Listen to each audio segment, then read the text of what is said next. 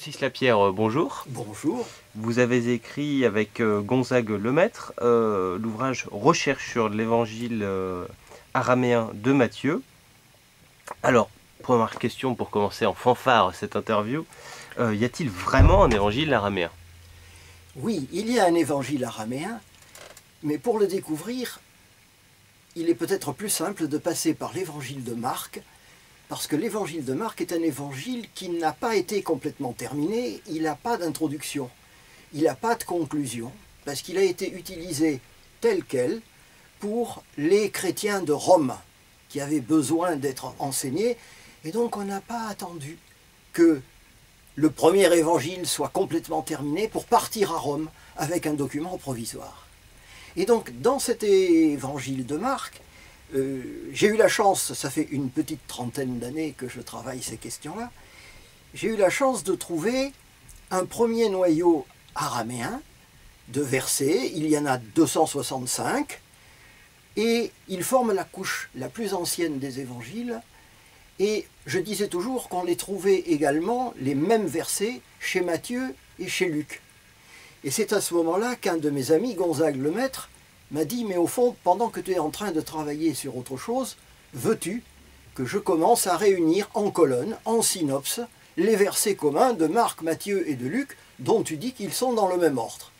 Et voilà et comment est parti ce premier noyau de l'évangile araméen que nous avons effectivement retrouvé chez Matthieu. Et ce que nous avions déjà vu chez Marc, c'est que, après cette première couche, l'Église grecque primitive avait découpé ce texte en segments de 6 ou 7 versets, et elle avait proposé en dessous, non pas une traduction, mais des explications pour des chrétiens qui viendraient du paganisme et qui, eux, n'auraient pas été formés au judaïsme. Et donc ces chrétiens se sont retrouvés tout d'un coup avec un commentaire-traduction d'un premier texte qui au départ avait été écrit pour une communauté juive. Voilà, et ce système-là fonctionne à la fois pour Marc, pour Matthieu et pour Luc.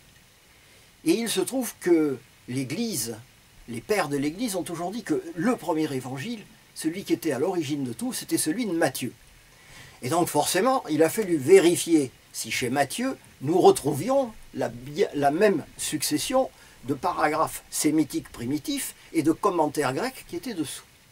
On les a retrouvés effectivement, mais au lieu d'en retrouver 82 comme chez Marc, on n'en a retrouvé que 50, parce que notre évangile de Matthieu, celui qu'on lit aujourd'hui, a été complété par un deuxième rédacteur, qui lui a écrit en grec, et qui a complété cette trame primitive par 5 grands discours de Jésus.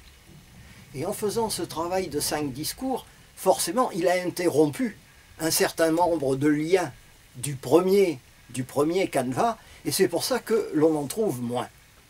Ceci étant, c'est bien la source primitive des évangiles qui a été écrite par Matthieu, et en fait Marc, derrière, a continué ce système de paragraphes sémitiques, commentaires grecs, etc. On ne sait pas qui a fait les commentaires grecs, hein. Mais moi j'ai coutume de dire que Marc, Matthieu et Luc, ce que nous connaissons tous, nos évangélistes, eh bien eux ont commencé à travailler sur le texte à partir du moment où déjà ces 265 versets primitifs plus les 240 versets de réponse grecque, c'est-à-dire plus de 500 versets, étaient déjà écrits.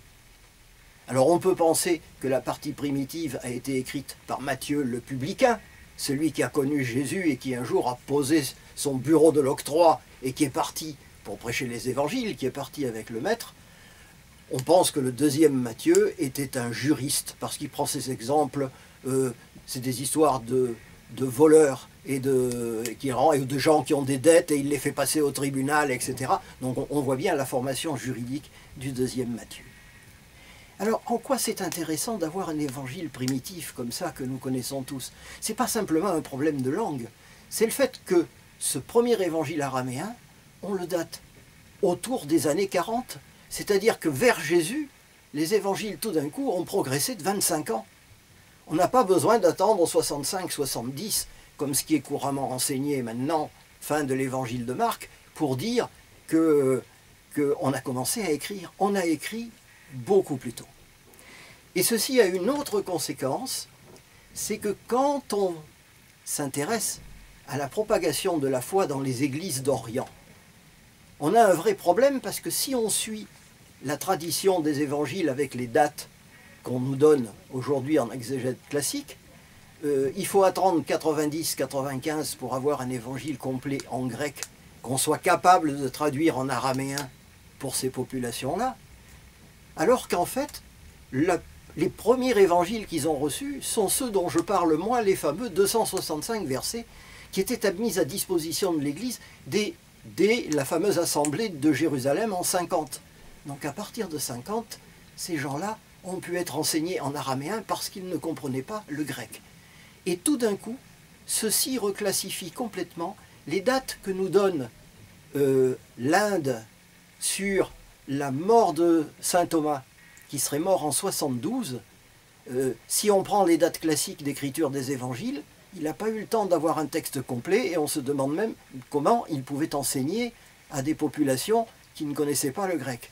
Et tout d'un coup, cet évangile araméen primitif nous permet de dire que, oui, le Moyen-Orient a été enseigné en araméen sans être, comment dirais-je, sans que la pensée de saint Paul, et c'est ça qui est très important, y soit intervenue. Et en fait, on a eu deux branches parallèles d'engagement de l'Église, vers l'ouest en grec avec saint Paul, et vers l'est en araméen avec le texte primitif. Et on peut comprendre que saint Paul n'ait été connu en Orient que postérieurement.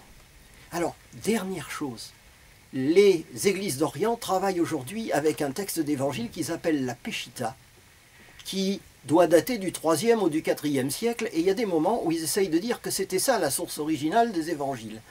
Eh bien, je peux leur répondre courtoisement et fraternellement que non, puisque dans ce texte, on trouve tout le texte du Matthieu grec qui a été écrit postérieurement, donc au moment où les persécutions étaient commencées. Donc, la source primitive des évangiles en araméen reste les fameux 265 versets qui constituent une des bases de l'évangile de Matthieu.